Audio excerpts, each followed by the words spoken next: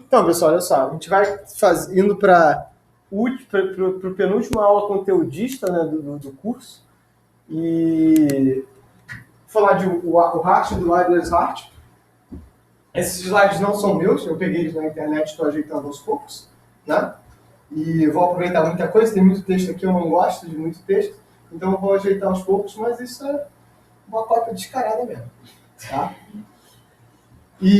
Mas o importante é o que eu vou falar, nem tanto os slides, então a gente vai seguir por aqui. Então, a ideia é que o HART seja um protocolo que foi criado pela HART Communication Foundation em 93, e ele vem de Highway Addressable Remote Transducer. Ou seja, ele é um protocolo de camada 1. E o que a gente vai notar é que vários dos protocolos de redes industriais, gente, isso aqui está muito torto, está me incomodando, meu toque, tá? Não sei, gente, isso aqui incomoda vocês, não? Vamos fazer assim. Alguém vai me dizendo se vai ficando melhor. Aí. Tá bom mesmo? Pô, é porque eu tô longe, né? Pode ser. Pode ser. Mas aí tem que ver pra onde tá. É que o meu toque, não, eu vou olhar pra cá. Vou focar aqui. Então, ele é um protocolo que funciona a nível de camada física. Então a gente vai notar que vários desses protocolos de barramento, como o HART, eles são protocolos de nível físico. A gente vai ver que tem uma pilha de protocolos depois, mas todo o processo de comunicação deles é físico. Eles tentam, por quê? Porque isso é mais rápido e relativamente confiável, mas ele é bem caro. Né? É caro. Porque, na verdade, o que você não faz a nível de software, você tem que fazer a nível de hardware. Fazer coisa a nível de hardware é caro, pelo custo de projeto, pelo custo de processo. Tá? Então, você acaba que você pode ter mais desempenho, mas o seu hardware fica mais caro. Por que computadores são coisas baratas? Por que a gente está indo para a indústria 4.0? Porque é barato. E porque computadores são dispositivos de propósito geral. Por exemplo, né, como o grande trend no momento é você botar Raspberry Pi para tudo. Cláudio, por que botar Raspberry Pi para tudo? Porque é barato. Por isso. Não tem nenhum bom motivo. Raspberry Pi nem bom é, assim, meu Deus, coisa maravilhosa. Mas é porque, na verdade, 95% das coisas que a gente faz não precisa de computadores maravilhosos. É porque a gente está tão acostumado a usar browser, e o browser é provavelmente o elemento de computação mais desnecessariamente gordo do teu hall de coisas da computação, que a gente deixa para lá. Mas, por exemplo, até bem pouco tempo, eu estava usando um Pentium 3, de vez em quando aqui para dar aula, e funcionava muito bem. E quando eu comecei a ter que usar o browser intensamente, o Pentium 3 com 512 MB de RAM DDR1 já não dava. Os browsers de hoje não são mais os browsers daqui a... Não, olha só, assim, você aperta o Chrome com o meu 3 GB de RAM. Você ligou o Chrome, ele já sobe, já... Então fica difícil, né? Então, o Chrome é bem feito. Hã? O Chrome é bem feito. Não, mas o problema não é que o Chrome ele é ruim. O problema é que o Chrome ele já não é mais um browser. O Chrome ele tem todo um conjunto de APIs em volta dele, todo um conjunto de coisas para você. Você pega, por exemplo, a API do Python, que é o web browser, que permite que você chore em browsers, tem uma cópia de um browser padrão, tem alguns browsers tipo o Midori. O Midori é um...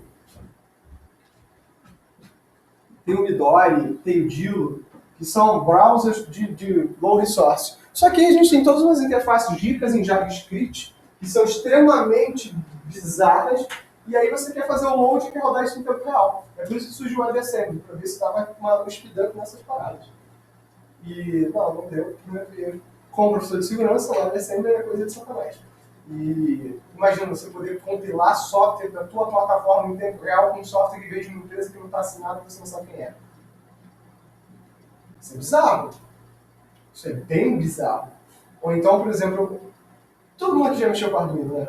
Arduino é legal, Arduino é bonito, dá acendinhos LED, um motorzinho mexe, porra, que legal. E tinha o Arduino CC, que era o web IDE do Arduino, agora tem outro nome, que não é. Mas ele permite você flechar o teu Arduino, fazer o flash, trocar o ROM, o firmware, pela web. Pô, olha que bacana, você está dando acesso à tua USB local para um cara que está na Itália. Você consegue programar, desenvolver todo o seu software, substituir a ROM do seu Arduino por uma web IDE. Ou seja, você dá acesso à tua máquina física, a uma USB física da tua máquina, a um cara que está se Deus quiser, lá na Itália, onde ainda tem alguma regulação, você imagina que esse tipo de filho da puta está na Rússia. Ou está no Vietnã, ou na Coreia do Sul, onde lá mesmo é freestyle. Eu, como professor de segurança, assim, do ponto de vista de entusiasta da computação, poxa, que maneiro, que parada irada. Do ponto de vista de professor de segurança, assim, tomara que tenha um câncer. Né? Assim, porque não dá para você levar isso de boa, entendeu? Então, esses computadores de propósito geral, diga. Não, porque o horário tá vindo no meu celular. Tem um alarme tocando. Não, eu não ouvi, então assim, tá lá. Caraca. Um sistema de incêndio, então. Não adianta. Não adianta. Minha esposa uma vez disse assim, Carlos tá com cheiro de gás, eu falei, não percebo. Não, assim,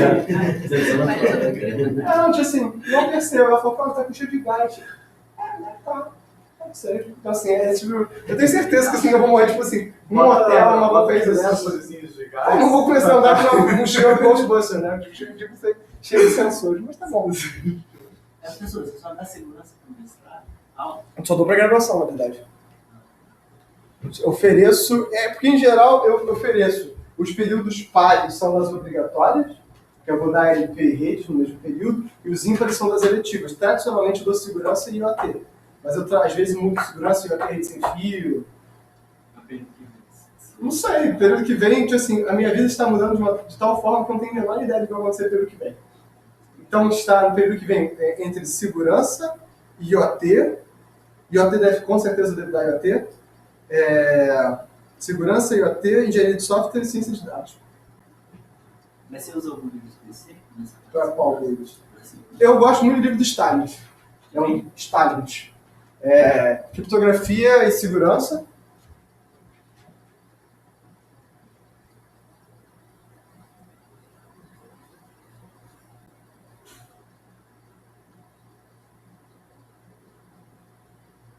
Você tem o capítulo 8 do Kurose, que é uma boa introdução, também, que vale a pena vocês darem uma olhada. Mas eu gosto muito do livro do Stalin, apesar de eu achar que ele gasta muito tempo com criptografia, e eu fico com preguiça. Eu tenho preguiça de criptografia. Mas tem um livro também para quem gosta muito de matemática, que são os fundamentos matemáticos da criptografia, que é Números Inteiros e Criptografia, do professor Collier, que é aqui da FRJ, lá do Estudo de Matemática. O livro é maravilhoso. É publicado, se não me engano, ou pela editora do FRJ ou pela editora do IMPA, mas vende aqui na FRJ, acho que estava R$20. Estava, tipo, no lanche.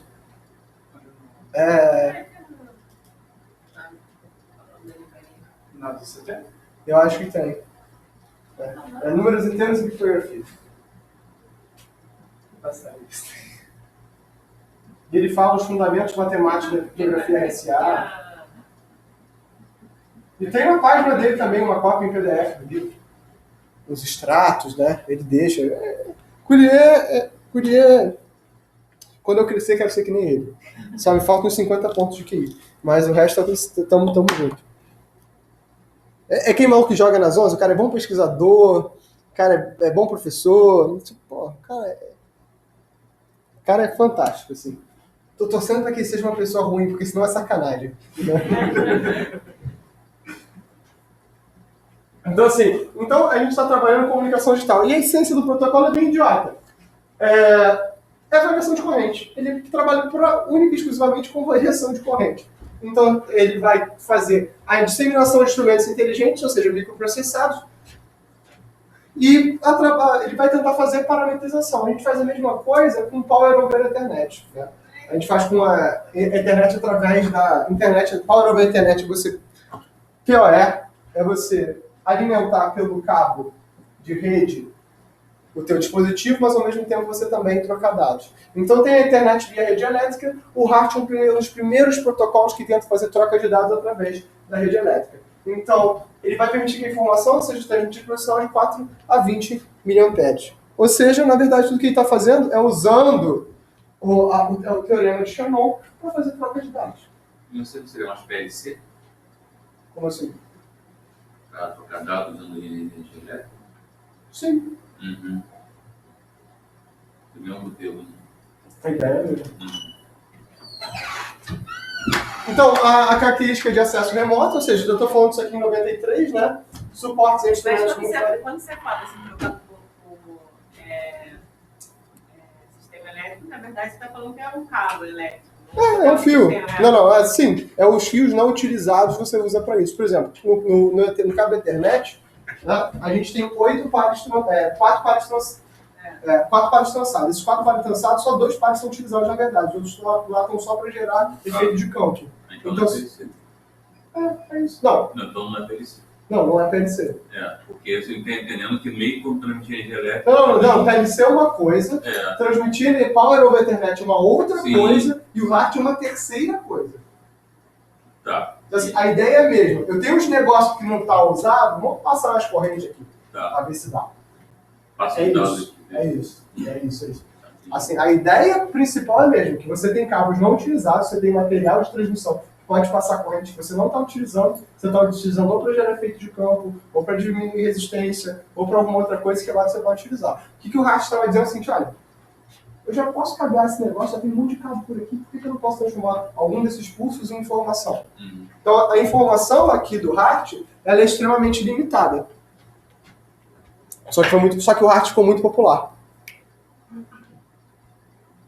Então, na verdade, tudo que ele está fazendo aqui, e a vantagem é só, ele é um padrão aberto. Então, essa... Fala. Não, mas é que assim, a faixa de corrente é bem pequenininha. Isso. Eu não sei se esse é um daqueles protocolos que você usa para longa distância. Não. Tem nada a ver com longa distância aqui. Aqui é só... Eu estou falando 93. 93 que essa ideia é suja. Internet é um brinquedo de faculdade, cara. A gente vai discar dançando. Não, 93 a gente não tem internet comercial. É verdade. É só 95 que a gente não tem internet comercial. 93 só falou assim, pode falar. É porque quando eu preciso falar longa distância, eu quero dizer assim, a distância, se você me der mais ou menos assim, da distância eu consigo usar esse protocolo. Não, a gente vai ver, tem uma tabelinha. Tem uma tabelinha. Mas isso aqui é intrafabril. Eu não estou falando de trocar para fora, não. Eu estou falando aqui isso aqui para monitorar só. Isso aqui é o nosso circuito fechado mais trivial. Porque, vamos supor, você vai jogar um sinal que nessa faixa de 4 a 20, aí vai ter uma antecipação. Sim. E aí, como é que você tem certeza que o que está chegando lá, vamos supor, você chega lá... Aí a gente tem as outras camadas. Aí teria um equivalente a uma camada de enlace para consertar, uma camada de... Não, isso aqui é só o nível físico. Assim, o RART ele surge só como nível físico, gente. Isso aqui tem que ser confiável, não dá, porque se não fosse confiável não dava pra gente trabalhar com isso aqui não. Mas é bem... Vocês notam o seguinte, isso aqui é aquele fio, né, tipo assim, fecha seu braço. Obrigado. Né? Isso aqui é aquele fio assim, poxa, tem alguma coisa que mudou. Transmite aí, ali é o PLC, vamos lá, é o processador. Acabou, é isso. O RART é só isso. Só que não tinha nada antes disso. Então, assim, a grande vantagem do RART é que ele é um padrão aberto. Então, você pode ter o seu produto RART sem precisar pagar nenhuma licença. Isso fez com que ele se popularizasse muito, porque aí qualquer um pode fazer. Se ele é fácil de implementar, eu posso implementar isso, é só tudo que eu preciso microprogramar isso aqui. Então, na prática, a comunicação usada para calibração, configuração e diagnóstico. Ou seja, ele é só de monitoração. Então... Ele é bem o que vocês veem, ou o que vocês deveriam ver na disciplina de sensores de atuadores. Ele é o cara que vai fazer essa transmissão. Então o RAST permite, inclusive, que isso seja, de certa forma, bem tranquilo. Então, aqui, se você for comparar, eu vou estar sempre usando só a camada física de enlace de aplicação. E o fato do RAST ser assim, é que ele... Está muito ruim essa figura, né? Tá muito pequeno. Cara, já bem, mas não tão bem assim. Olha só, na verdade o que está dizendo é o seguinte. Não, mas só precisa do nome das camadas. Só precisa do nome das camadas. Não, Você vai falando do OSI. Isso aqui é o OSI, mas aí só tem camada de Data Link, Physical e Application. E isso aqui é que, se vocês forem lembrar, quando a gente falou da primeira stack para IoT, que só tinha aplicação enlace física, é por causa disso. Traz açúcar, Eduardo, estou precisando. Beleza. Eu entendi onde que entraria a camada de aplicação. Aplicação é quando você toma a decisão. Você decidiu que você vai precisa monitorar o físico. Esse nível de semântica é a aplicação. Mas a aplicação não tem necessariamente software. Não. A gente de computação gosta muito de falar de software, mas o fato de ser aplicação é um nível de serviço. Lembrando, no modelo, né? Por isso que eu batia tanto em vocês, para vocês entenderem a pilha de protocolos. Porque parece que é uma ideia idiota, mas o conceito é mais amplo. É porque, só uma das coisas que estava na aula mesmo é que a camada de aplicação estava rodando no sistema final. Sim. E no sistema final. Quem é o sistema final? Talvez na atenção como computador. Beleza, o que é um sistema final? O que é um computador? Porque aí volta o seguinte, aí você tem que voltar em série. O que é um computador? Um computador é qualquer elemento que possui memória, processamento, entrada e saída. Qualquer um. Então você pega o teu celular, o teu chip de celular no sistema final. É questão de input. Essa distinção é que não é muito clara às vezes. O que é um sistema final e o que não é. Tá? Professor, pode voltar rapidinho no slide? Qual slide? Anterior? Ou no anterior do anterior? Esse café tá queimado. Eu não entendi. Não. Eu não entendi o que quis dizer com a comunicação usando para caixa de operação. Sensor de pressão você cai parado? Sim. O padrão é aberto? Quem garante que eu estou usando os mesmos sensores? Se eu estou usando os mesmos sensores, como é que eu garanto que eu estou vendo a mesma coisa? Para a gente, computação, sincronizar é muito importante. Mas para quem trabalha com sensoriamento, entender as unidades de sensoriamento é muito importante. O que é o teu zero e o que é o meu zero? São coisas bastante diferentes. Agora eu fiquei Fala. se você não está usando os mesmos sensores, você quer dizer o quê? Eu comprei, sei lá, Mensic, sensores da Mensic, e comprei sensores da Liberium. Como é que eu garanto que estão entendendo a temperatura da mesma forma?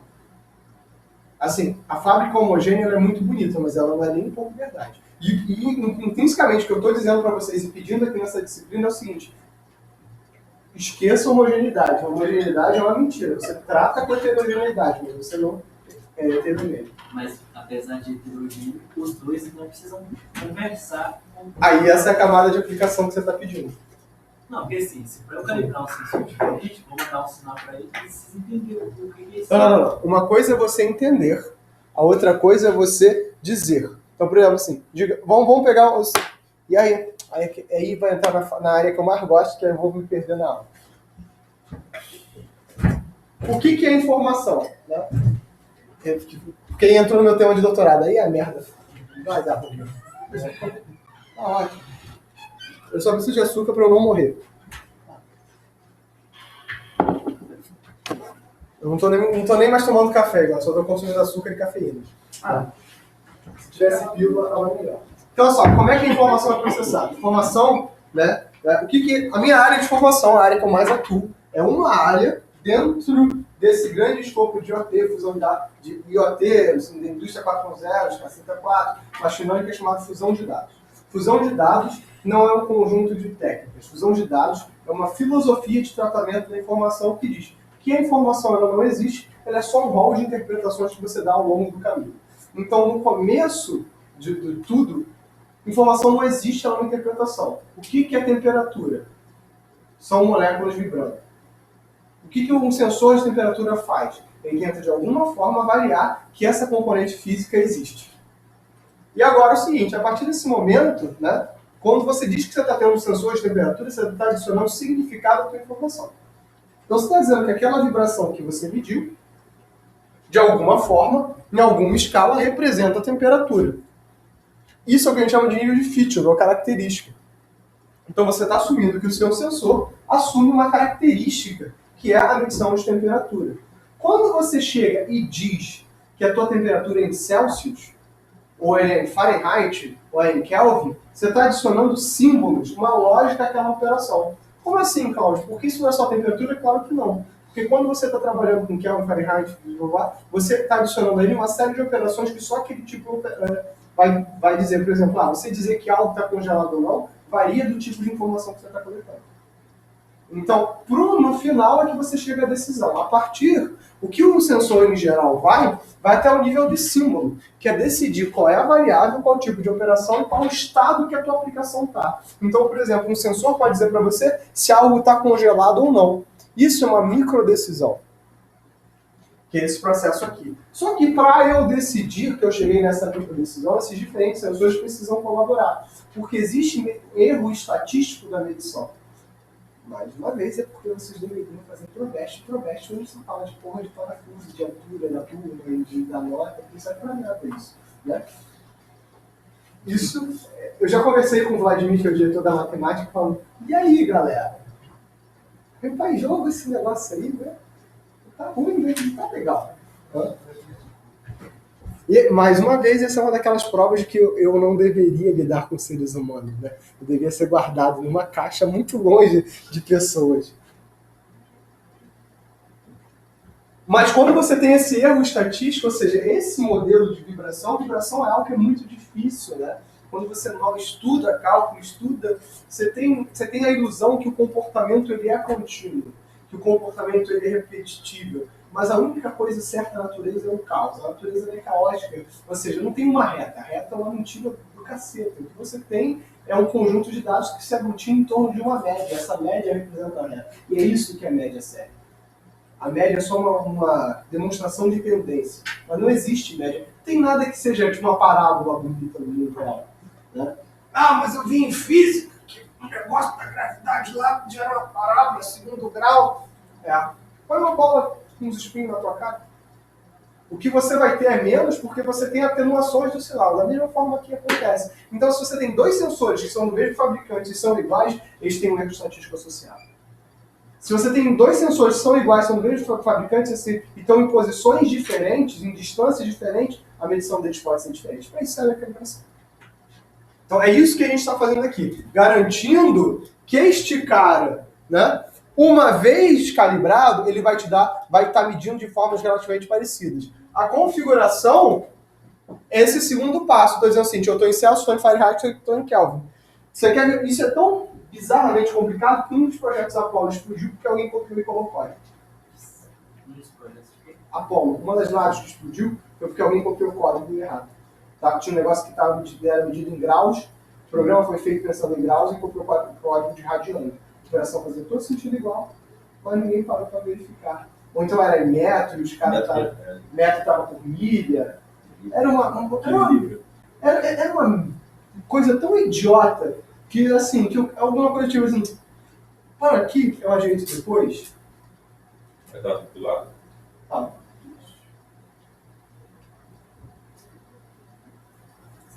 Esse tipo de coisa. E aí, quando você fala ali no diagnóstico, o diagnóstico já é uma decisão. Aí essa decisão são coisas, então, a informação ela trafega. Então, fusão de dados lida com isso. Então, tem a conferência que eu gosto muito de, que é o Fusion. Eu não gosto muito do Fusion porque o processo de revisão é muito duro, os melhores dos melhores do mundo. Mas o que eu gosto muito do Fusion é que é uma conferência de gente da indústria. Tem um qualis alto e tudo, mas a conferência que metade dos papers não vem da academia, vem da indústria, vem da Bosch, vem da Marinha, vem do Exército, vem de outras empresas. Então isso é muito legal, né? Vem de empresa de satélites, que a grande preocupação deles é o seguinte, beleza, muito bonito, muito bacana, essa teoria toda é muito, mas quando eu ponho isso aqui no carro, dá merda. Algum de vocês já foi da Nautilus? Nautilus, ou do Minerva Bots, uma coisa assim? Tá. Da Racing? Não, porque eu estava começando ainda. Rockets? Da Ibis, que fazia submarino também, mas era por falar do computador. Ah, não, tá, beleza. Então, assim, por exemplo, quando você tem controle, né? Nada, põe na água, faz um modelo, simula aqui, bacana, né? Botou lá no fundo, fudeu a porra toda. Já deu tudo errado. Nada do que tu simulou é legal. Por exemplo, a gente na Nautilus passou por um problema muito sério na competição que a gente não imaginava. A gente tava... Aqui tá a água, né? O robô tava muito aqui. E nesse dia ventou. O robô tava embaixo da água. Mas o vento foi tão forte que tirava a água de cima do robô e o robô ia ter uma direção.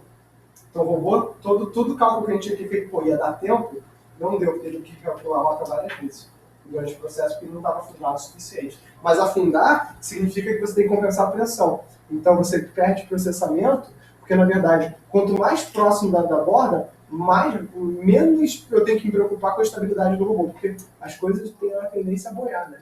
E aí, tipo, é legal aquela borda. Então, se você faz uma forcinha, ele vai tender a boiar, tá sussa. Nesse caso, não. Quanto mais lá para baixo, você tem que, às vezes, forçar para o cara ficar lá embaixo. E quanto mais você usa o motor, mais energia você gasta. Então, você tem um problema de otimização aí. E é legal, é maravilhoso, acho muito interessante, né? Mas uma competição, 15 segundos fazem muita diferença. E nesse caso fizeram toda a diferença. Enfim. Agora sou só eu não vendo as minhas próprias feridas. Mas vamos lá. Vamos lá. Ok isso aqui? Beleza. Que bom, vocês estão participativos hoje, eu gosto assim. E aqui, na verdade, a gente estava... Volta lá. Mas por Não, é porque fica aqui, fica maior. Tá? Mas o que a gente estava perguntando é porque lá não tem a camada de transporte. Não, isso quer dizer que as redes são single application. Você trata a fábrica com uma única coleta de dados, diz que tudo é a mesma coisa e você vai processar tudo na camada de aplicação. Tudo que você não faz numa camada, pelo princípio da pilha de protocolos, tudo que você faz numa determinada camada, a camada superior vai ter que prover. Então, por exemplo,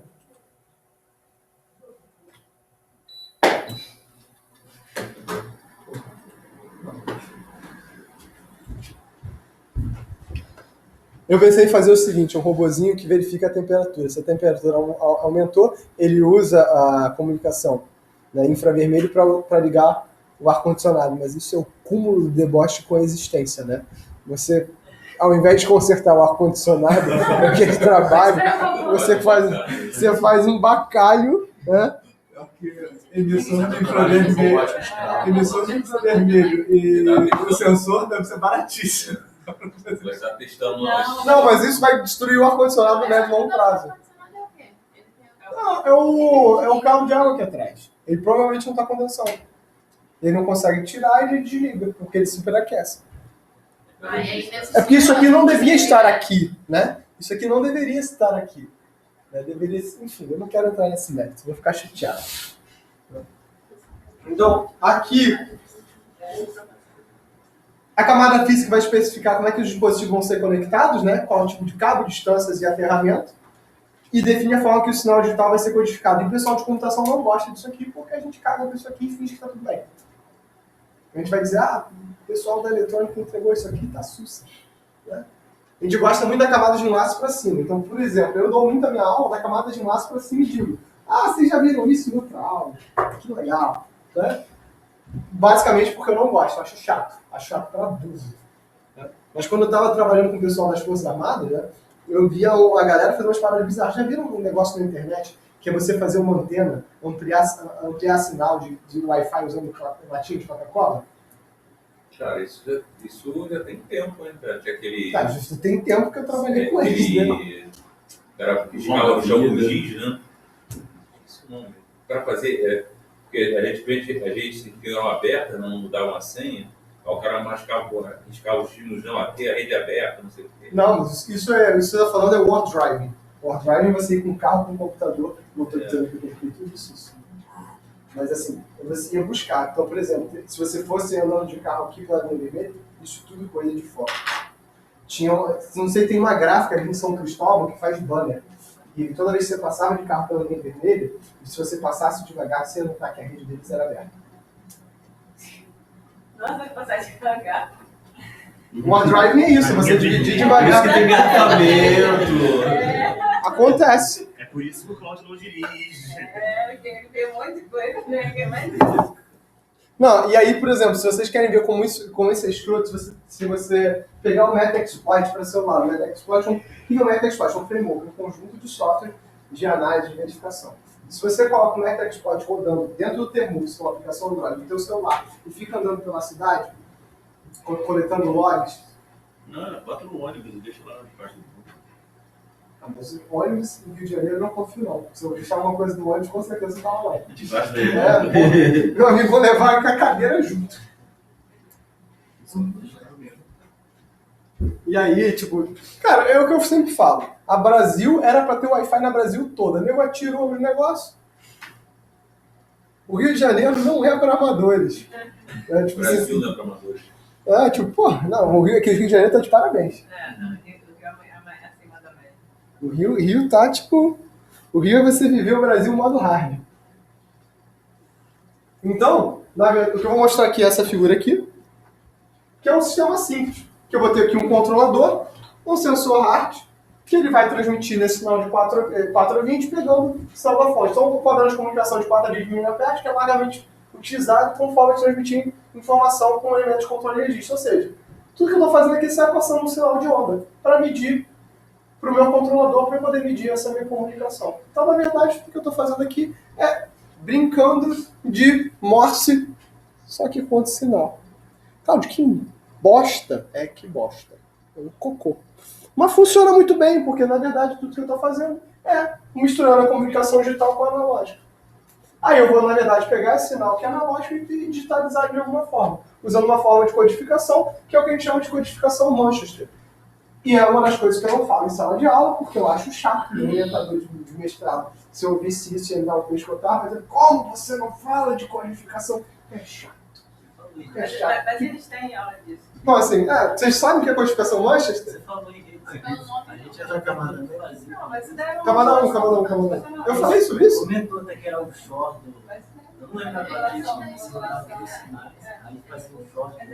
Isso, é isso mesmo. Porque, na verdade, tudo que eu quero ver é fazer a variação da tensão. Então, se existe variação, é 1. Se não existe variação, é 0. É só isso. É a mesma bodega que a gente usa. Então é físico assim mesmo? É físico. São dois flip-flop. Aqui, ó. Variou, troquei, é 1. Não variei, é 0. Eu posso fazer isso por frequência e por amplitude. Então você vai jogar um assim pequenininho, variou. Não, eu não jogo nada, não existe. O 1 é uma abstração. O 1 é uma abstração. Eu só jogo o seguinte. O que é? Tipo assim, presta o braço de novo. Tá fudido hoje. Né?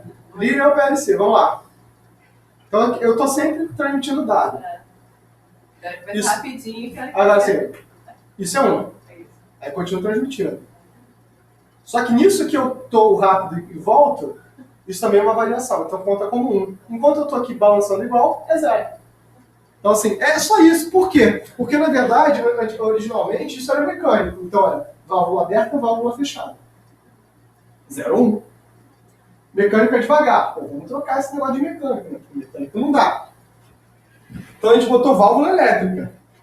E aí surgem vários dos codinomes da computação. Por que a gente chama de bug? Porque antigamente as válvulas eram como se fossem lâmpadas, lâmpada ligada ou desligada, significava corrente passando, corrente não passando. E vocês já tiveram, só que num barramento único, vocês já tiveram árvore de Natal? Luz de Natal? Quando uma queimou a bodega toda?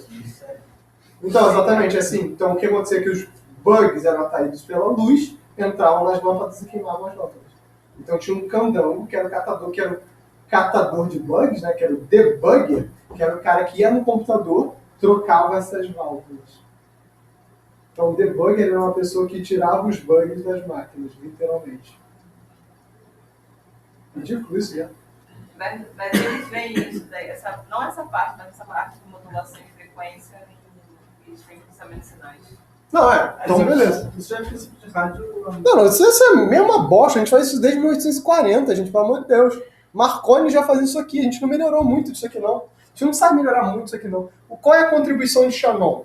A contribuição de Shannon não é isso aqui, a contribuição de Shannon é dizer que isso aqui pode representar informação. Que eu posso digitalizar isso. E isso fica mais fácil de trabalhar. A contribuição de Shannon é pegar processamento de sinais e dizer o seguinte, poxa vida, será que esse negócio de álgebra de Boolean eu consigo fazer um processamento de sinais? Poxa, eu consigo. E aí, como eu faço isso muito rápido, aí, bicho. Agora, isso aqui tem limitações. O que o pessoal de computação estuda é que existem limitações deste modelo para, por exemplo, como cálculos. Né? Por exemplo, por que vocês estudam cálculo 4, séries e transformadas? Porque séries e transformadas é uma forma de transformar algo que é contínuo em algo discreto. Então, quando você estuda cálculo numérico, o que você deveria estar estudando é como transformar algo contínuo em algo discreto, porque o teu elemento é computação, que ele é discreto por natureza. Ou então abstrações matemáticas muito interessantes como memória infinita. É tudo mentira. Memória infinita não existe. né? É que para quem trabalhou com 4K de RAM, trabalhar com, sei lá, 64 GB que você consegue colocar na tua máquina de RAM, é um negócio absurdo. O meu primeiro HD, eu fui ter computador muito tarde, tinha 4 GB de HD. E hoje em dia eu tenho, assim, a máquina mais vagabunda tem 4 GB de RAM. Dificilmente você vai comprar uma máquina, tipo assim... Pra começar. Não, uma máquina zero bala com menos 4 GB de RAM hoje em dia. Difícil achar, né? É. Difícil achar um 4G. Geralmente é 8. Não. Tem uns Chromebook por aí, Não. perdido com os 4 GB.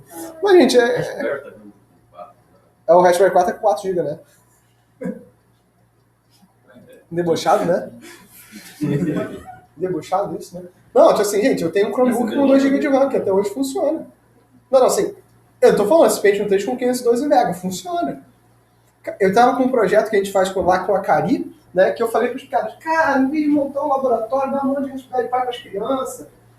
Os caras ficam com o Raspberry Pi, olha só que maneiro. Tem um projeto que é muito legal, que é o Cardboard Computer, que é um computador montado com papelão. E aí, tipo assim, é irado, e eu queria fazer isso com as crianças, porque o cara montava o papelão, o Cardboard Computer na primeira aula, fazia o laptop dele de papelão, com o Raspberry Pi, com uma bateria, e isso fica tipo R$300. E aí tipo, o cara leva pra casa, montou o próprio computador e já aprende a usar Linux, né? Porque se vai usar sistema operacional, não de verdade, né? E usa Linux. E aí, tipo, pô, não, porque pra que trabalhar com esses maus hábitos, né? Mas são coisas que, pô... Mas eu queria dizer que até a secretária sabe mexer no Linux. Então não é uma coisa... No Windows? Linux. Só até a secretária sabe mexer no Windows? É porque eu... Não, gente, olha só, não tem mistério. Eu botei pra mim... Assim, eu imagino o dia que vai ter a fiscalização com a galera que tem o Windows tudo pirata. Acabou, ou então... Vai ter micro-ondas pra tentar HD. Não vai ter micro-ondas pra tentar HD. Mas eu acho que teve uma faculdade, eu não lembro se era... Teve a Santa Úrsula passou por isso, e a universidade que tinha passado por isso também, e teve uma que vendeu um prédio por causa disso. A Fabrica de alguém, né? Não, ou ela ou a Candidez. Foi a Candidez. A Candidez teve que vender um prédio. Isso. Porque por causa das licenças do Windows. Bem feito. Cara, ou você paga a licença, ou não usa.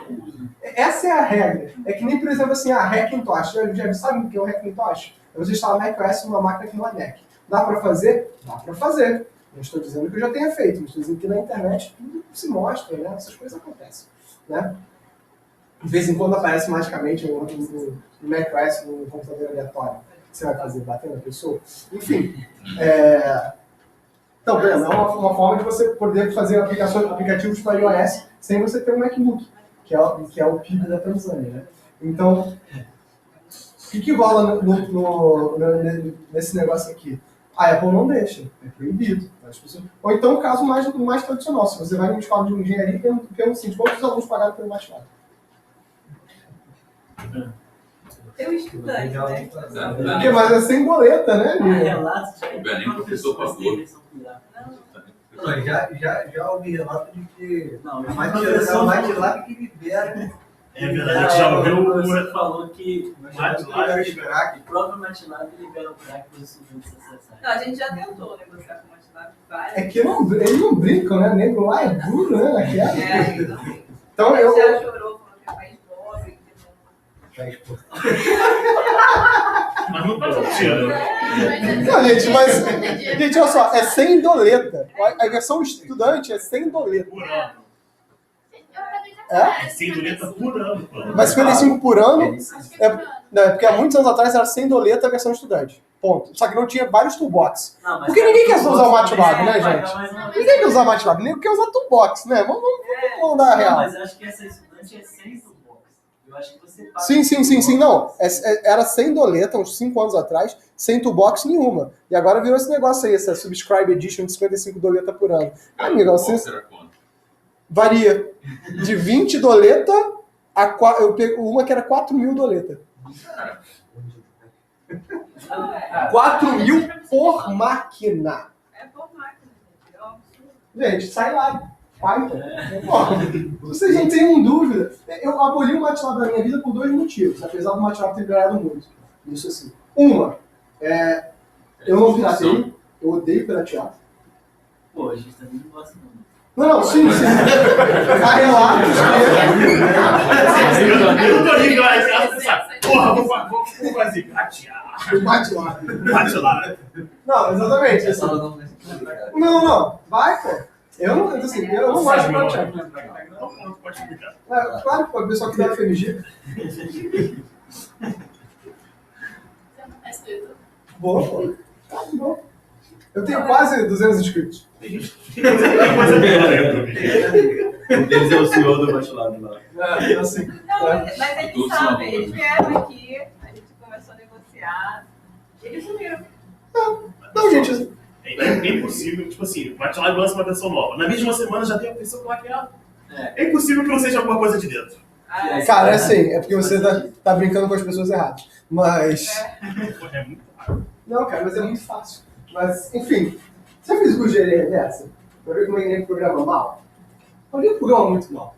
Nem programa. Você acredita que ele Não, nem um programa mal, nem um programa péssimo. Assim, dá até vergonha ali. O negócio que eu vejo assim que dá certo, tipo, puta que os pariu, os caras não são formados mesmo? Sério isso mesmo? Parece que aprendeu no cursinho da Tia Teteca. Mas, enfim. E fazer, tipo assim, o meu problema com o MATLAB é justamente esse, que você faz software com o MATLAB, ele só roda no MATLAB. Dificilmente você consegue ter um programa que é uma solução vendida. Então o MATLAB faz software para ser consumido pelo MATLAB. Recentemente ele mudou isso um pouquinho porque o MATLAB começou a trabalhar com IoT. Então você consegue programar para Arduino usando o MATLAB. Tem umas coisas bem legais que você consegue fazer hoje em dia. Mas eu particularmente não usei porque eu não vou pagar. Então tudo que as pessoas faziam, desde que começou eu não usava o MATLAB, eu usava o Octave. Que por si só, né, o Octave é aquele negócio. Mas a galera de processamento de sinais usa bastante. Hoje tem umas bibliotecas do Python muito boas para processamento de sinais. E Python é só amor, né? Porque Python você faz interface web direto, faz toolbox. O R eu tinha maior preconceito, o R melhorou muito com os pacotes do Shiny, que permite você fazer web applications com R. Então eu tenho um amigo meu que é de estatística, ele hoje trabalha com web developer. Ele faz dashboards. Em R, com Shiny. Assim, eu acho muito maluco. Ele falou, não, porque eu já sei R. E aí tem a máxima que eu botei no Facebook outro dia, né, que me perguntaram, Cláudio, qual é a melhor linguagem de programação? Então, tá louco aqui na garganta, Python. Aí eu pensei, Python, tem o Go, tem o Rust, tem o Elixir, né? Eu já defendi muito Java no passado, porque todo mundo tem um passado sinistro, né? Vergonhas do passado. Mas, enfim. Ele falou PHP.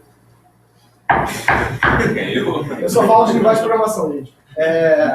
E aí a única verdade é que a melhor linguagem de programação é aquela que te paga. Aí é isso.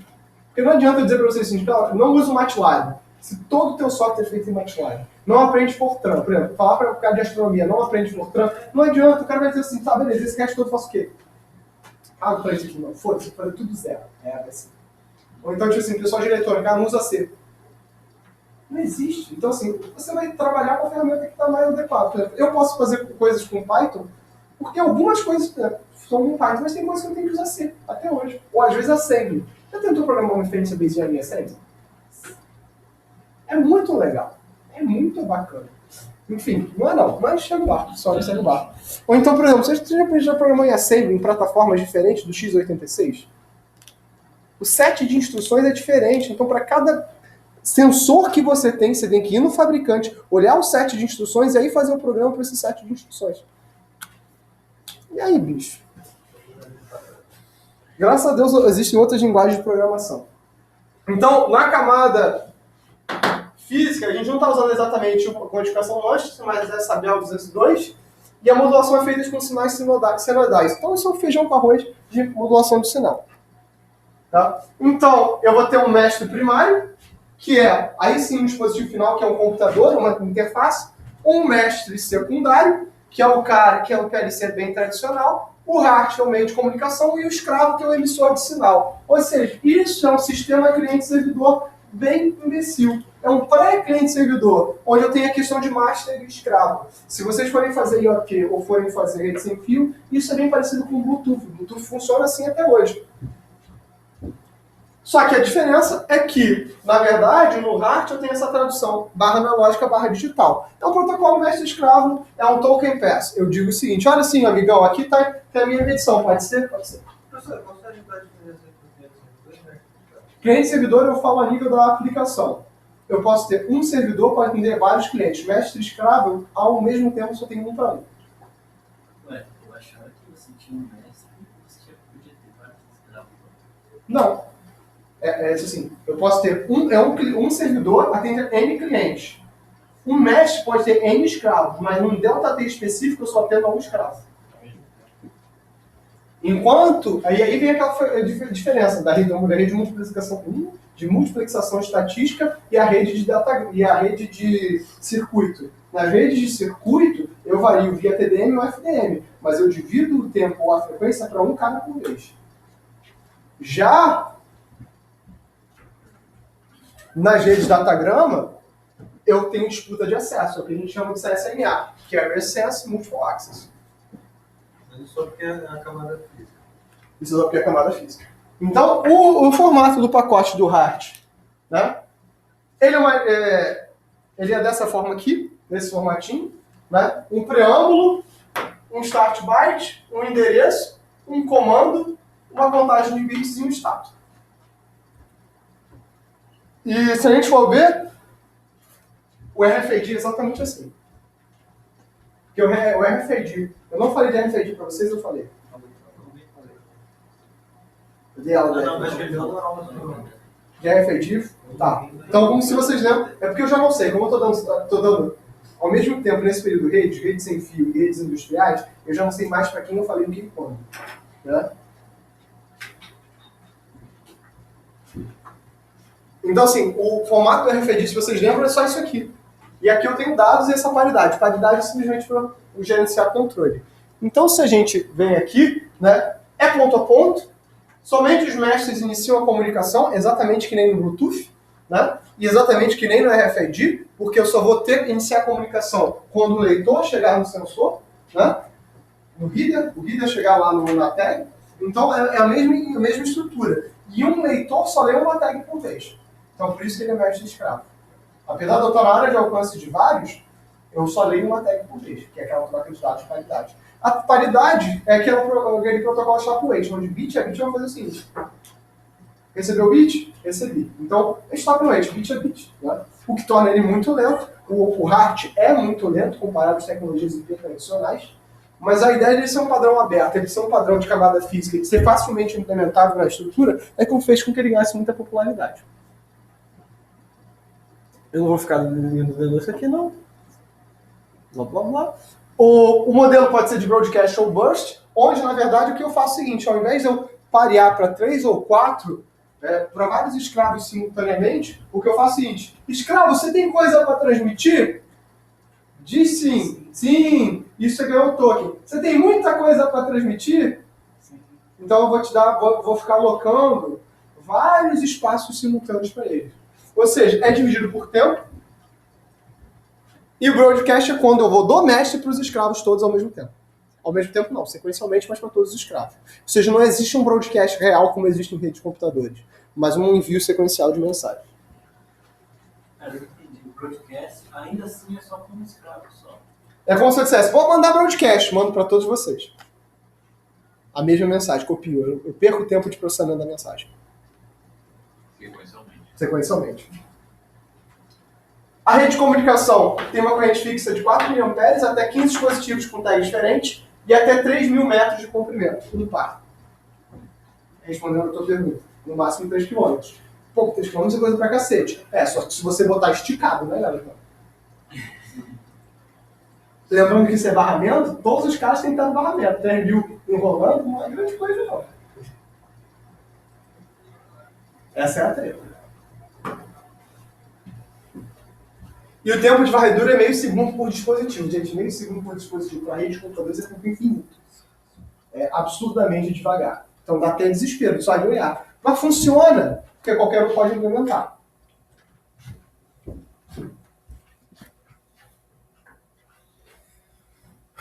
Então eu tenho 1.200 bytes por segundo. Cara, tu tá de sacanagem. 1.200 bytes por segundo? Pô, dá? Dá. Tô transmitindo bit. Qualquer informação mais rica eu perco. 900 bits ou 900 bytes? Bits. Bytes é com B maiúsculo e bits é B minúsculo. Agora vê o seguinte, né? Aí voltando às aulas de rede de computadores, a tua internet é em bits por segundo. Mas uma coisa, foi até uma dúvida da aula de ontem que a gente teve.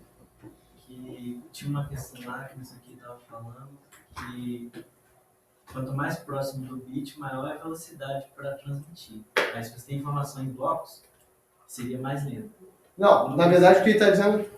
Tá, eu entendi o que você quer dizer, mas assim, lembra quando a gente estava falando de camada física, camada de enlace e camada de transporte? A camada de transporte, qual unidade? Então, você tem a camada de aplicação, a mensagem, a camada de transporte, você tem o segmento, na camada de rede você tem o datagrama, na camada de enlace você tem o quadro, e na camada física você tem o bit. Porque o que na verdade você transmite é um string de bits. Por que quanto mais próximo do bit isso é mais rápido? Porque você tira o atraso de processamento. Quando eu digo que eu preciso de mais canetas para jogar em pessoas, tenho poucas canetas, tudo bem. Não vou jogar isso. Eu achei que você estava sugerindo. Né? Eu falei, ok. Né? Então vamos lá. Você foi aí. Olha só. Foi transmitir um bit a bit. Agora, é responsabilidade do público parar, dizer que isso é um quadro. Aí ele vai tirar uma das canetas, que é seu cabeçalho da camada de enlace. Qualquer caneta. Aí chegou na camada de rede, vai processar e dizer que isso é um datagrama. E aí chegou na camada de transporte, vai dizer que isso é um segmento. Tira o tampo. Essa é a mensagem. Pois é, mas aí tá a dúvida. Se esse cara tá mais lento, Não, é mais lento porque eu assumi tudo isso, deixa eu pegar isso. Lembra, você precisa desse nível de abstração. A tua máquina não. Tá, mas aí o bit a bit seria como? Tô vendo bit a bit. Tá na atuação da mensagem. Bit a bit. Cada pulso elétrico eu tô chegando e guardando num buffer. Mas você ainda tem que mandar o cabeçalho. Não, é bit a bit. O cabeçalho é um bit. Assim, o que é Morse? Vamos fazer o seguinte. Vamos adotar um protocolo. Uma batida é sim, 2 batidas é não. Todos vocês têm que estar participando, porque senão eu vou parecer um sociopata. Tá claro o que o cara disse para vocês? Estava claro ontem, no final da aula, o que o cara disse para vocês, seja lá quem foi esse cara? Sim. Não. Pronto, então assim, 1 é sim, 2 é não. que cara? O cara que fez a pergunta, eu não quero saber, eu não quero nomes. Verdade. Hã? Eu tive que explicar para ele as questões de verdade. A Enad? Eu dei Enad, mas vamos seguir. Tem outros problemas com a Enad, mas vamos seguir o barco, assim. Faz sentido, assim, estava claro o que a questão queria dizer? Protocolo. O protocolo que não está funcionando. Está claro que a questão diz, vamos de novo, não está claro o que a questão queria dizer? Onde tive sim e tive não. Né? Então vou fazer várias perguntas. Vocês gostam de ensolarados? Vocês gostam de engarrafamento? Vocês gostam de dinheiro? Você gosta de igreja? Você gosta de sorvete? Como é que eu diferencio agora o que quero não e o que quero sim? Enfim, esse é o problema que você... É mais rápido, mas não é facilmente interpretável. Esse é o problema da comunicação. O processamento de sinal depende de sinal por tempo. Por isso é throughput. O que a gente faz em rede de computadores? Joga tudo num buffer e põe formatos de bits específicos para fazer pontos de segmentação. Por exemplo, não nos cabos da internet é 0, 1, 1, 0, 1, 1, 1, 0, 1, 0. Então quando o cara estava falando de velocidade, ele estava falando tipo, a nível de camada física, o dado sair daqui e para lá. E não até ele chegar a ser interpretado. Exatamente. Só que é uma questão muito idiota de se escrever. Velocidade, estava falando só do transporte e do meio físico. Tempo que Deixa eu pegar a questão que eles estão falando aí, né? Não, porque eu tô assim, eu tô quinterizando a interpretação do cara, né? Assim. É isso que eu tô falando, senão eles vão ficar. Não, gente, assim, eu já corrigi provas do Enad no passado, não tão distante. Cara, é muito ruim. É muito ruim. É demais dele. Qual é Eu essa acho que aqui? era a rede. Era mais baixo. Acho que era. Você quer colocar aí? Querendo que eu não falar forte. Né? Vamos tirar uma olhada nisso aqui. Agora que tá gravando.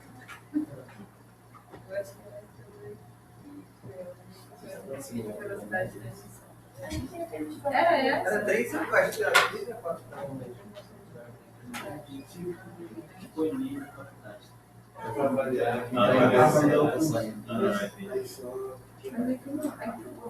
É a 27. Era a última ou a penúltima? Qual? RIBS H1 e HSE. Eu acho que era Deu o número Não, 4. olha só. Deu o número 4. A rede H1, desculpa, Lina, tô com o iPad. Isso é doença, tá? Não perdoa, não. Não, quero ler primeiro antes de passar pra frente. A rede HSE, que é a rede de serviço, opera na mesma velocidade que as redes de chão de fábrica H1. Não faz sentido, não é para operar. Porque eles estão lendo camadas diferentes. Lembra quando eu falei para vocês sobre redes de núcleo e redes de borda? A rede de núcleo só tem 3 camadas. Se eu passo pelo princípio para vocês, se eu estou dizendo, que isso aqui é uma rede de informação, e 2, outra é uma rede de controle, as coisas têm que ter velocidades diferentes, porque eu tenho níveis. O que é atraso? Atraso é processamento, fila, transmissão e o que é atraso? Quais são os 4 tipos de atraso? Era essa. A gente pode questão. Não, tudo bem, mas essa questão também é importante. também era. É, porque. Redes de comunicação são essenciais para o processo de automação industrial. Nossa, que legal que chegaram a essa questão. Existe, mas por que assim, você perde de tempo mesmo não, que você quer, né? Existem diversos tipos de redes, as quais se diferenciam em alguns aspectos, como topologia de conexão, tipos de dispositivos ao qual se conecta, velocidade de transmissão, entre outros. Blá, blá, blá. São exemplos de redes industriais. SI, HART, assim, é tão velho que mais velho que dá pra frente. HART, DeviceNet, Profibus e Ethernet. Não existe uma rede certa ou errada, tem sim. Mas sim, uma rede mais apropriada para determinada aplicação. Isso é mentira. Você pode usar cavalo também para gente. Nossa, que ódio! Nossa, que ódio. De acordo com o tipo de dispositivo que a gente conecta, elas são classificadas em sensor bus, device bus, field bus ou data bus. Ou seja, gente, pelo amor de Deus, olha só que esta mula aqui está dizendo. Sensor bus, device bus, field bus, data bus é a mesma questão que eu falei para vocês sobre o nível de semântica aplicado. Então, sensor bus, estou botando barramento, data classe de sensor. Não é muito complicado, né? Device bus, eu não estou pegando, estou dizendo que existem dentro de um mesmo sensor uma ou mais unidades de sensoriamento. Ou seja, diferença do sensor da unidade de sensoriamento. O field bus é o seguinte, que porra que eu estou sensoriando? É um dispositivo? É uma área? É uma região? E o data bus é o seguinte, será que eu consigo transformar isso numa informação útil? Quanto mais elevado o teu nível lógico, mais tempo você tem que gastar com processamento. Isso é natural, né? Não, agora estou tentando ler a figura aqui. Quanto dispositivos simples de bit, dispositivos básicos. Então, agentes sensor bus são de baixo custo, utilizados para comunicação de sensores e atuadores discretos, contemplando pequenas distâncias pequenas. Sim ou não? Sim. Obrigado. Agentes device bus conectam dispositivos como CLPs, controladores, sistemas de medição inteligentes, drivers e outros dispositivos que comunicam dados em formato de bytes, não necessariamente. Mas essa é uma certa Isso não é verdade absoluta, não, tá? Porque um device bus pode ser uma rede totalmente analógica. Eu estou falando de byte, estou falando de saldo processado. E aí? Que byte é esse? Porque pode ser simplesmente assim, passou um sinal, fechei e abri o circuito. É porque ou você faz essa questão perfeita, ou alguém vai chiar, né? E que as pessoas vão fazer ignorar isso depois, né? As redes field bus conectam dispositivos microprocessados e podem transmitir vários tipos de dados. Disquetes analógicos, parâmetros, programas, blá blá blá. E as redes field bus são mais apropriadas para aplicações de controle de processos distribuídos, isso é verdade. Tá? Porque possuem alta taxa de transmissão de dados, isso não é verdade. Esse foi o problema. Eu estaria marcando aqui, na melhor das hipóteses, assim, tipo, dando 1 e 2 se tivesse, ou 1, 2 e 3, ou assim, é o 2 só. Mas a 4 é errada por causa da taxa de transmissão. Não, a 4 é errada porque a alta taxa de transmissão, falou 1.200 bytes ali. Então, mas como é que a gente sabe a taxa de transmissão? O que é alto? Para mim, alto é acima, assim, sabe o que a gente chama como banda larga? Acima de 35 MB por segundo. Isso é banda larga. Se não tem 35 MB por segundo, é narrowband. E para ele é tudo a mesma coisa. Então, assim, se só tem banda larga em casa, se a tua rede é acima de 32 MB. A minha rede é 15 MB, eu não tenho banda larga em casa. Vejo Netflix, faço a porra toda. Alguém aqui tem 50 MB em casa? Eu acho que não. Então, o vendedor vendeu. Então, vocês têm banda larga. Qualquer um que não tenha de 35 para cima, porque só vende 35 e 50, não tem banda larga em casa, tem zero rede. E não faz diferença nenhuma na prática, né? O que vocês fazem? Acessar uma página, jogar um joguinho, ver Netflix, né? Se tem... Ah, não, para por aí, né? Porque o pessoal da Netflix tem 120 lá em casa, não tem nem nada disso. Não, é porque é um cano também, né? Tipo, Não tem. Mas é megabyte ou megabit? megabit. É porque banda larga é acima de 4 megabytes. Como o vendedor não vende megabyte, porque megabyte, né, é só um... Então, na verdade, ele vende megabit, né?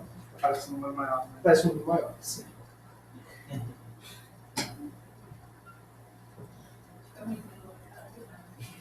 Imagina se o vendedor chega e bota, tipo, depois 4 megabytes. A gente só reclama, eles 10 megabits. Eles vendem o que querem. Eles vendem o que querem, mas você só reclama quando não consegue ver o Netflix. Não é verdade? Até lá você vai levando, né? Tá bom, Tá bom. Vai ligar lá pra falar pra gente. O serviço que a gente fala, a gente deixa. Não demora tanto pra você falar. Mas eles não são obrigados a... Gente, tem aqui. Vocês têm que seguir a figura. Vocês têm que seguir a figura nessa questão. Né? Não é o bom senso. Então, olha só. Fica mais, né? Não, fica mais fácil. Não precisa nem saber do que está se tratando. É isso que eu falei pra ele. Você não precisa nem saber do que está se tratando. Olha só a coisa. Olha só. Ele está dizendo assim, que Field Buzz é mais complexo. Ele está dizendo que Sensor Buzz é mais simples. Então, ele está aqui assumindo que Sensor Buzz para vocês é dispositivo de bit. Então, está dizendo assim, todo mundo aqui é bit. Então, não tem nada analógico aqui. Ai, que ódio. Então, é dizendo o seguinte, olha só, que o Sensor Bus só se comunica com o analógico quando ele quando é data bus. Quando só se comunica com a internet quando é data bus. E que se se comunica com o Field Bus, ele é via barramento. Meu Deus. Tá. Nesse caso, realmente o Field Bus, até está certo. Normalmente a correta era C, não é isso? Era 2, 3. Eu falei pra eles que se eles não sabiam a 4, que era a ata da instituição, vai pelo... Tipo assim, Macete de drenagem. Tá nebuloso, tá errado. O drenagem você amarra isso. Tá nebuloso, não tá na figura, tá errado. Mas olha só, vocês estão vendo o padrão? O padrão... Não quero mais comentar sobre isso, não.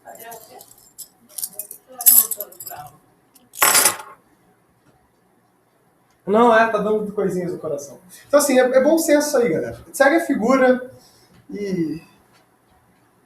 Vocês querem ver uma coisa? Pega um Arduino. O Arduino, ele é bit ou analógico?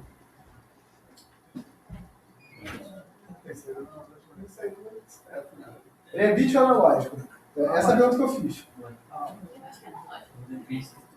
Depende. Pronto, beleza. Se você usar uma interface cabeada, ele é discreto. Se você usar uma interface analógica, ele é analógico. Ele é um microprocessador. Agora, o modelo de microprocessador analógico é discreto. Aí ele é discreto. Então, beleza. Você concorda comigo que você pode fazer uma rede de sensor bus usando Arduino? Consegue. Inclusive, isso é um mercado que está em aberto, porque essa porra é cara. Você pega um Arduino e faz um sensor bus com Arduino e imprime numa impressora 3D as caixas. Fez uma rede, fez um produto. É barato? Barato pra caramba. Você vai comprar uns Arduino muito very crazy da China. Um lote escroto. Vai fazer isso aí e tá tudo certo. É uma rede sensor bus? É só seguir o protocolo. Como é que segue o protocolo? Tudo é especificação do projeto. O que vocês estão fazendo no trabalho da RFC? Na RFC implementando. Dá trabalho? Dá trabalho. Tem que ler um monte de coisa? Tem que ler um monte de coisa.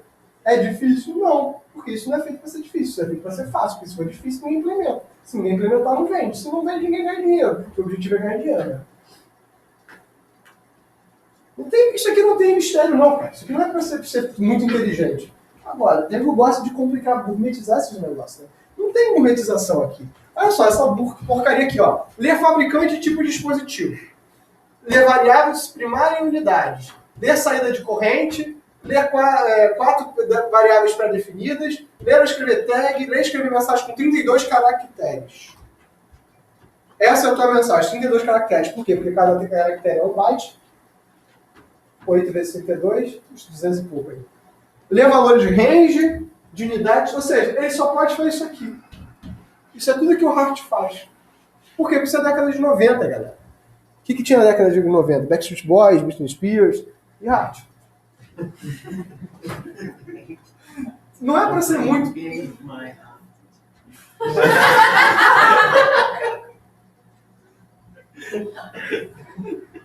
A gente vai queimar no inferno, né? Então, só, tudo isso são baseados em comandos bem pré-definidos. É bem podre mesmo. E é dividido em 3 classes de comandos. Comandos universais comuns, que todo mundo tem que ter. E os comandos os comandos universais vão de 0 a 30. E os comandos que são próprios do fabricante. Então, essa estrutura, né, que é a seleção das variáveis, tempo de amortecimento, range, calibrar, ajustar a saída de corrente, resetar. Ou seja, a mesma calibração, dada a atenuação ao longo do tempo, você tem que resetar e fazer esse procedimento. É tipo sincronizar. Né? As coisas, como os sensores aí são físicos, o mundo físico as coisas se alteram. Até o desgaste natural do teu dispositivo se altera. Eu contei para vocês do caso lá da minha aluna do econômica, ela botou o sensor lá de umidade e o sensor foi desgastando ao longo do tempo.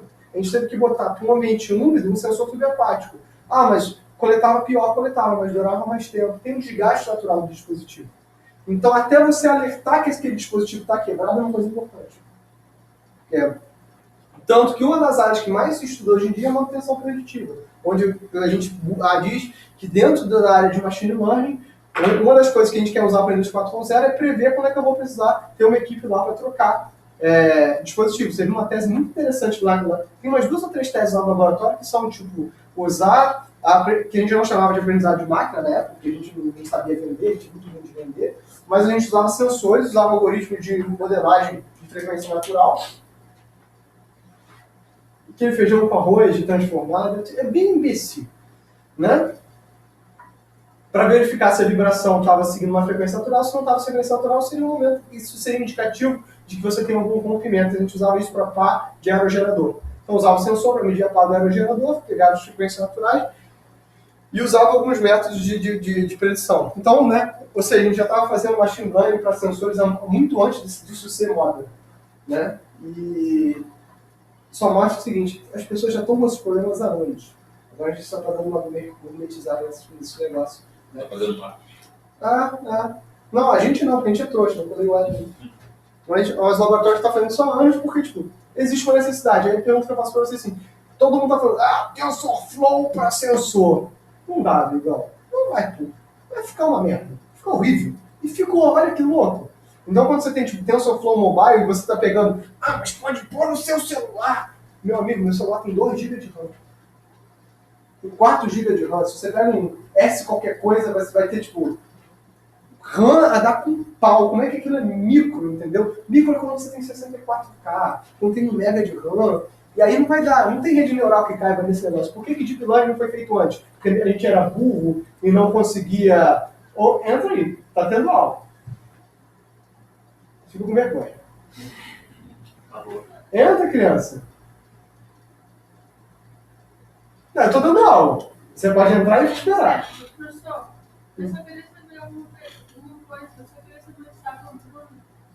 Se ele tá lá embaixo. Gabriela, você recebeu meu e-mail? Um e-mail? Pelo e-mail da Poli? Não sei. Vamos ver, eu mandei ontem. Tá bom, vamos ver. Tá. Vamos lá.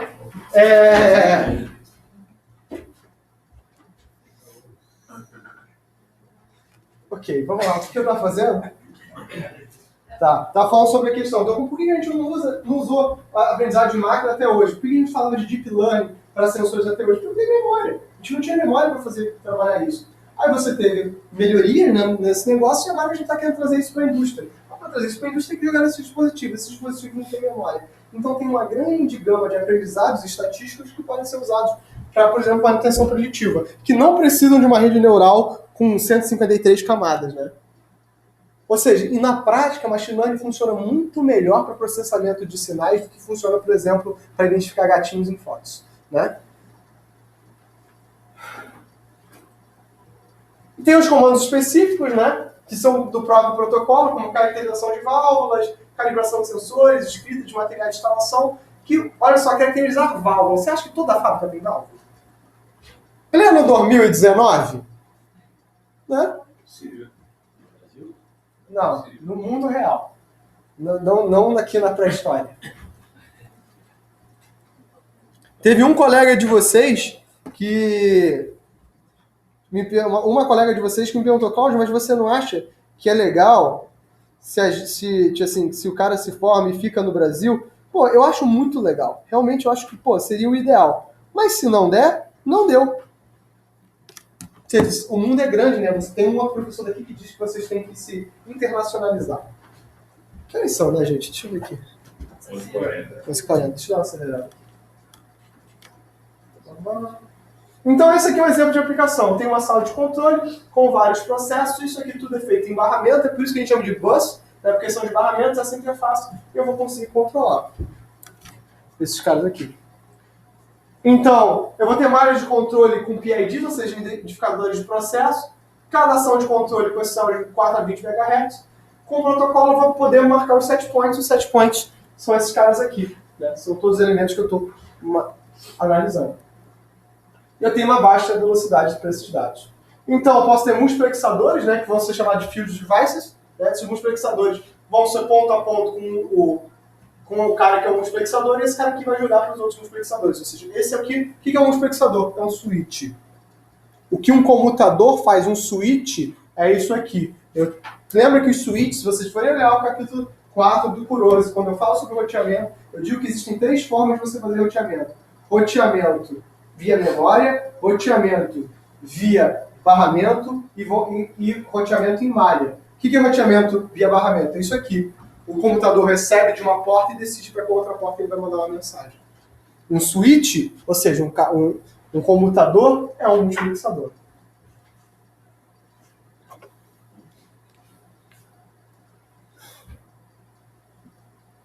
Fala aí. Não necessariamente. Tem switch via memória. Por exemplo, você quer ver uma coisa? Quando eu era molecote, a gente tinha um negócio que era... Quando o switch era muito caro. Então, o que fazia? Tinha uma distribuição Linux chamada Poiot, que ela é uma distribuição especializada em fazer o papel de roteamento e de switching. Então, você pegava um computador velho, várias placas PC, botava umas placas de rede e transformava o seu PC velho num switch.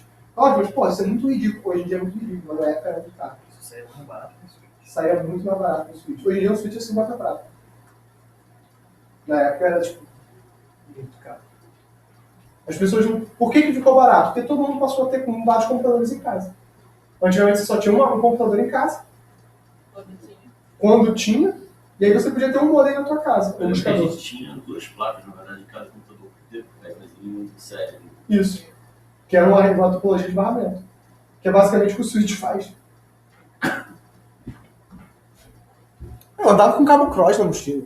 Cabo cross é para você fazer ligação direta entre 2 máquinas. Então, se você quisesse jogar um jogo, né, então tinha LAN party, essas festas de jogos em casa, era um monte de gente levando um monte de computadores com torres, assim, desnecessário dizer que você só faz isso uma vez na sua vida, né?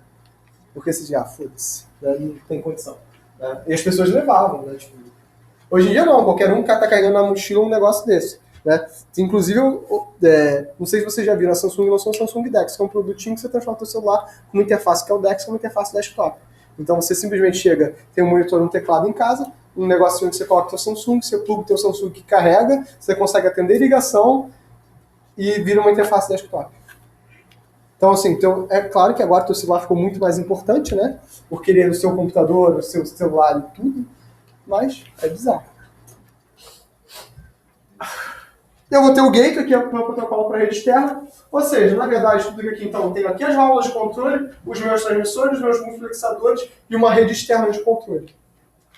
Então, na verdade, Se vocês forem fazer tração paralela com rede de computadores, essa é a topologia mais básica de processamento de informação. Ou seja, na década de 90, a gente já estava começando a dizer o seguinte, vai ser legal se a gente conseguir fazer a mesma coisa para as redes de informação e as redes industriais. E aí surgiu logo em seguida o Wireless HART, que em setembro de 2007, ou seja, quase 15 anos depois, né, ou seja, já tinha rede sem fio há bastante tempo, né, diz o seguinte, beleza, aqueles 3.000 metros são um problema. E se ao invés de eu cabear, eu consigo mandar sinal via sem fio? Então eu usei de um protocolo, a ideia de um protocolo que surgiu, que é o 802.11s, que é para redes mesh, e eu transformei a minha topologia sem fio numa rede em malha. Ou seja, todos os pontos, um grafo quase completo, onde eu ligo os meus fios de device via sem fio com meus roteadores para eu jogar para fora da rede. Mas então você já tem, você já usa. O que deu a entender, quando você deu nas primeiras aulas, é que esse IoT a gente está usando tudo isso, que é botar na internet, mas também é usar a rede sem fio. Aí é a questão. A gente usa a rede sem fio, a gente só não coloca na internet. Por quê? Eu não consigo acessar de fora da minha fábrica um protocolo HART. Mas o que eu estava entendendo é que hoje em dia você tem nas fábricas tudo tá ligado. Não, o HART tem.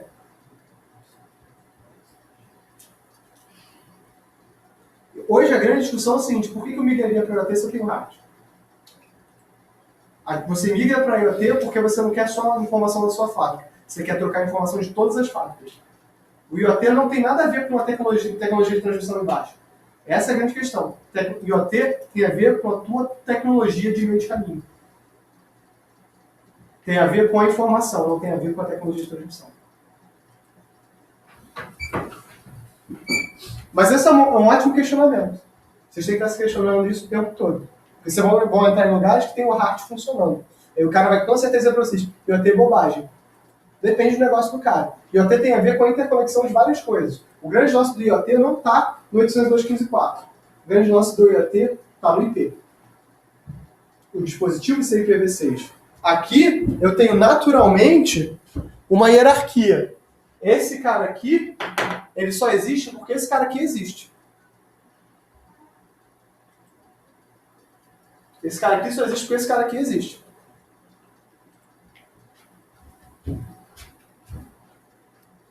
No IP não. No IP todo cara é totalmente independente.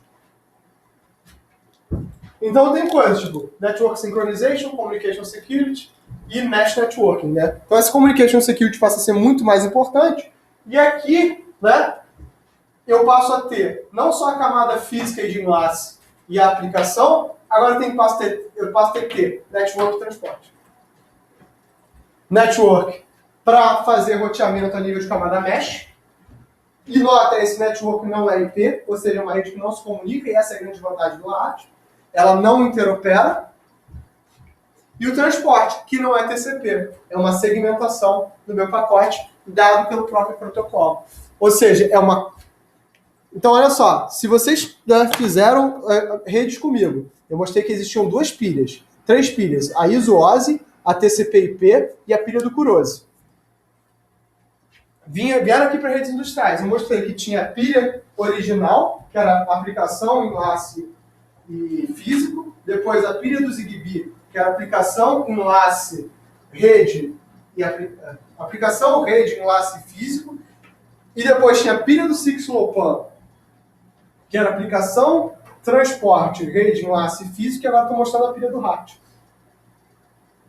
que é uma pilha de 5 camadas, que é aplicação, transporte, rede, enlace físico, e não tem nada a ver com IP. Então, dessas 7 pilhas que vocês ouviram falar, 2 delas não tem nada a ver com IP. Nada a ver. Acho que foi de 3 camadas para 5. É. Mas como é que foi isso? Eu acabei de adicionar Mesh e acabei de adicionar uma camada de transporte. Ou eu estou usando redes 2.4 GHz, que é onde a maior parte do Mesh está, ou estou usando redes cabeadas. Isso aqui eu roubei de outra universidade, tá? Porque eu não tinha essas figuras prontas, mas eu roubei de outro lugar. Essa inclusão é só por causa do roteador? Só forte, né? Mas tem É só puxado, né? Exatamente. Porque agora eu tenho mais... E o que eu... E aí vem uma coisa. No HART tradicional, se eu romper o cabo, deu ruim. No wireless HART, se eu perdi um router, eu tenho vários caminhos para a informação chegar. Por mais que ele seja sem fio, ele é mais resiliente. Eu posso manter a minha rede independente do que. Eu ganhei as características de alta resiliência da rede.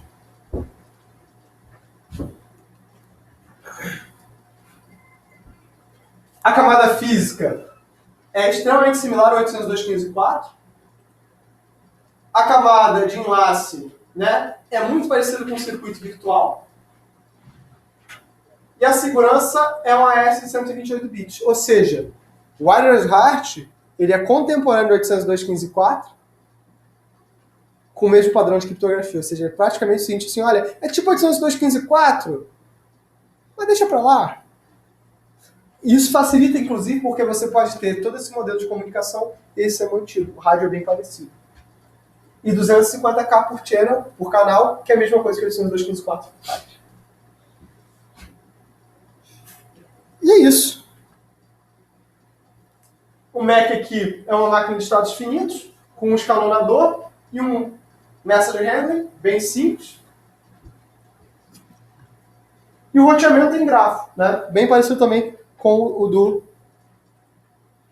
802.15.4, que é o ROM, só que aqui ele é um roteamento em gráfico. Ele faz sempre, enquanto, né, a gente tem roteamento pré-ativo e proativo, né, no 802.15.4, aqui a gente tem só roteamento de só gospel, né? Eu só mando para todos os canais da mesma forma que eu fazia no Fuji, como eu fazia com o GnuTela no capítulo 2 do Curioso, tá? Então é bem bobo. E é isso. Acho que por hoje é só. Falta só a família Bus,